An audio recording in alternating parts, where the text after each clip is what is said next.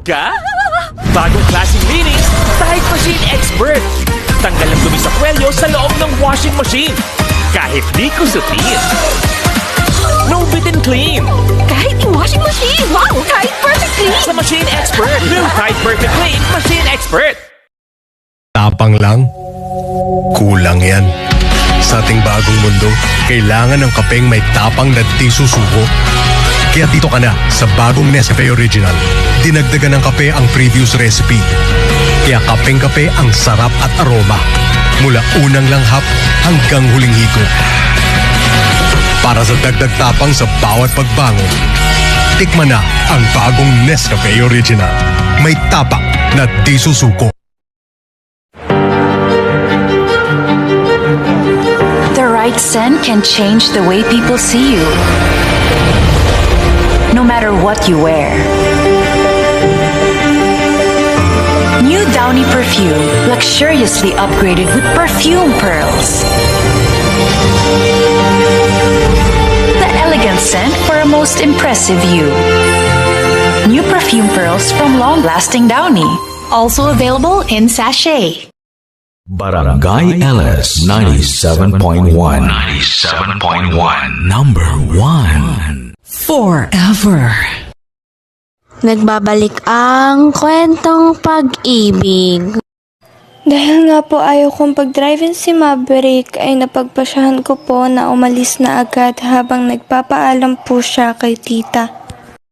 Ang hindi ko po alam ay isa po iyon sa malaki kong pagkakamali. Nag-commute lang po ako pauwi sa amin. Nung nakasakay po ako sa tricycle, nakita ko po siya na nasa likod ng sinasakyan ko. Sobrang bilis po ng pagpapatakbo niya.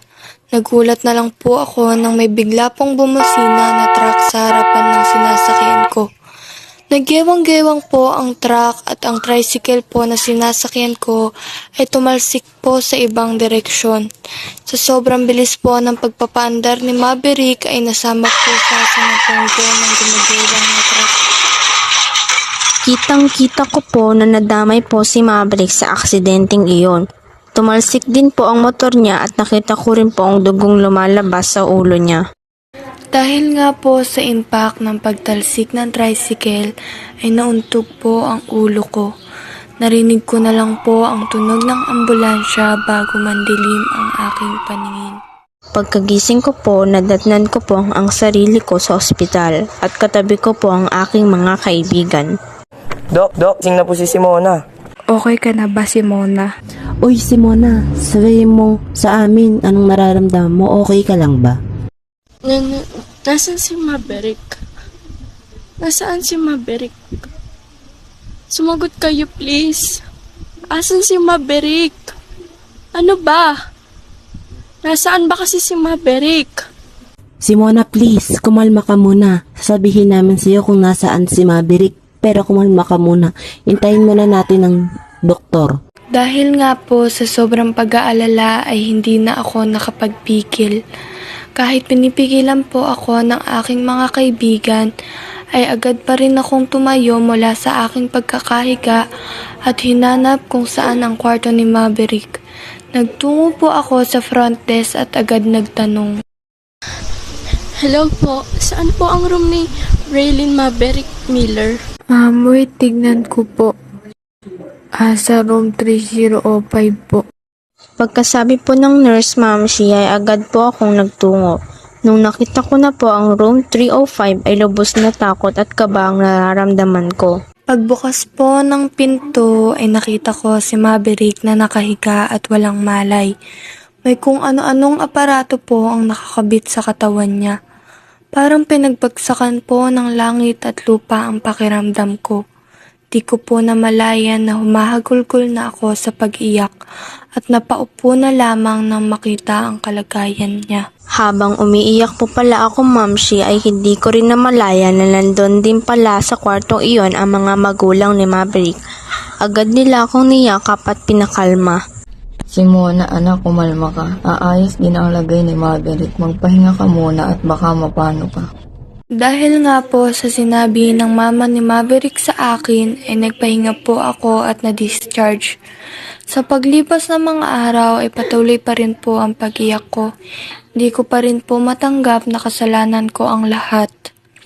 Habang nasa kalagitnaan po ako ng aking pag-iisip, ay bigla pong pumasok sa bahay namin si Tristan at may ibinalita sa akin. Simona, nanggaling ka na ba sa ospital? Alam mo na ba nagkamali na si Maverick? Ha? Talaga ba? Kamusta siya? Ano na ba ang lagay niya? Ayos na ba siya? Hindi ko alam, Simona.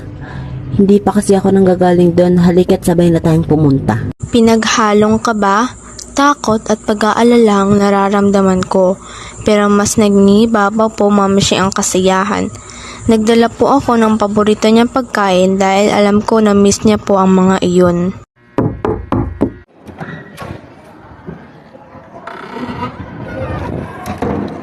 Pagbukas ko po ng pinto, nasilayan ko po ang isang masiglang Maverick. Sa sobrang tuwa ko po ay di ko po napigilan ang sarili na yakapin siya. Anong nararamdaman mo? Okay ka lang ba? Maayos ba ang pakiramdam mo? Teka lang, miss. Nagkamali ka ata ng pinasukang kwarto. Pinaghalong gulat, sakit at pagtataka ang aking nararamdaman, Mamshi. Ha, anak? Hindi mo ba siya kilala? Siyang fiancé mo, nak. Ma, ano bang sinasabi nyo? Nagugula na ako. Halo-halong emosyon po ang naramdaman ko ng panahon na iyon, Mamshi. Hindi ko po alam kung bakit hindi niya ako makilala na ako ang fiancé niya.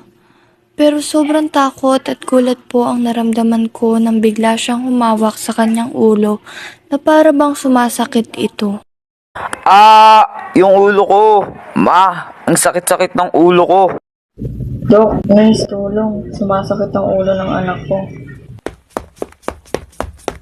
Excuse me po, ma'am. Titingnan ko po ang lagay ng anak niyo. Maaari na po ba kayong tumabi sa isang sulok? Habang chine-check up po si Maverick ay nakatulog po siya dahil sa pinainom na gamot ng doktor. Pagkatapos po painumin at makatulog ni Maverick ay pinuntahan kami ng doktor at kinausap. Who is the parent of the patient? Can we talk outside, please?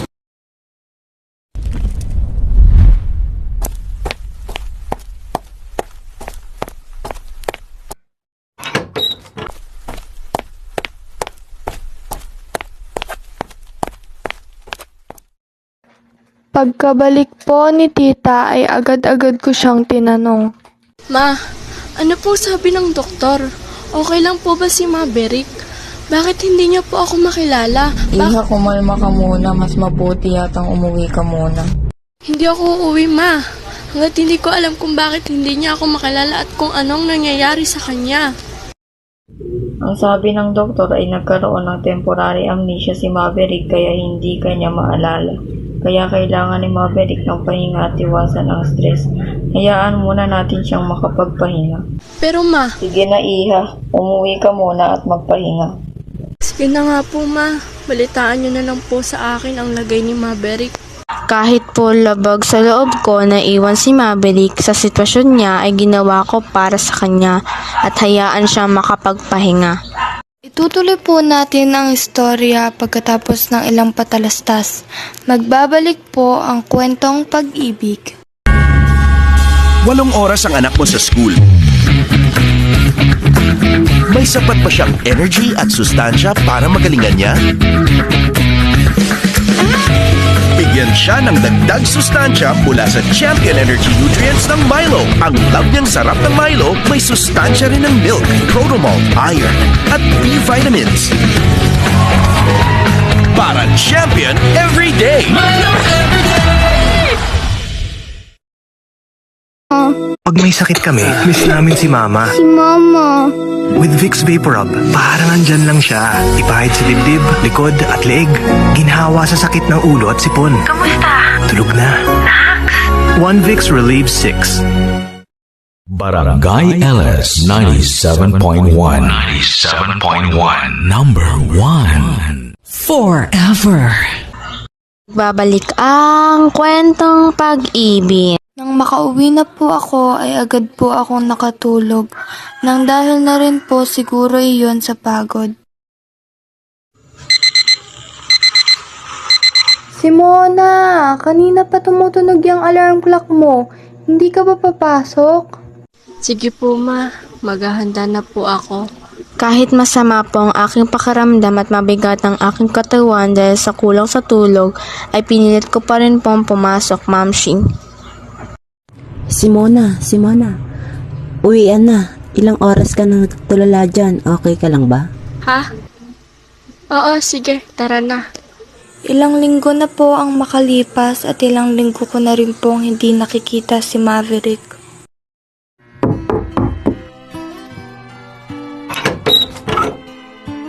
Ha? Bakit walang tao? Ma, ikaw ba'y kumakatok? Ma, nasaan ka ba, ma?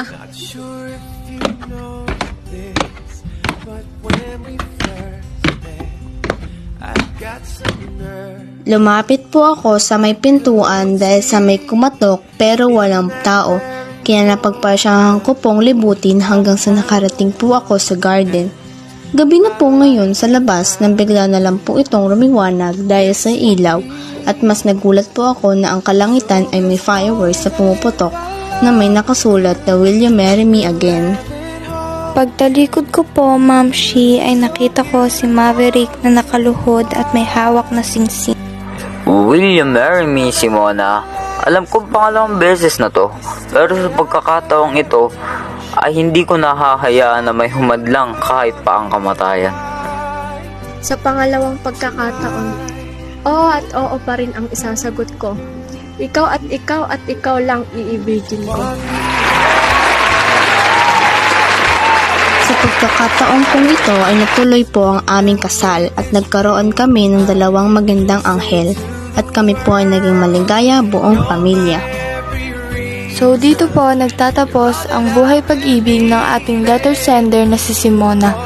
Ang istoryang ito ay nagpapatunay na ang tunay na pag-ibig ay hindi mahahadlangan kahit pa kamatayan. Sana po ay abangan niyo po ulit ang aming programa sa parehas na oras at estasyon. Ito po ang inyong lingkod, DJ Nicole. Ako naman po si DJ Maris na nag-iiwan ng katagaan na kapag mahal mo, walang makakahadlang sa inyo kahit kamatayan. Maraming salamat po sa pakikinig. Pero bago magtapos ang kwentong ito, ang programang ito ay hatid sa atin ng Smart Dishwashing Paste. Matalino daw, hindi naman. At Jollibee, bida ang iyakin. At Joy Dishwashing Liquid, masaya ba maghugas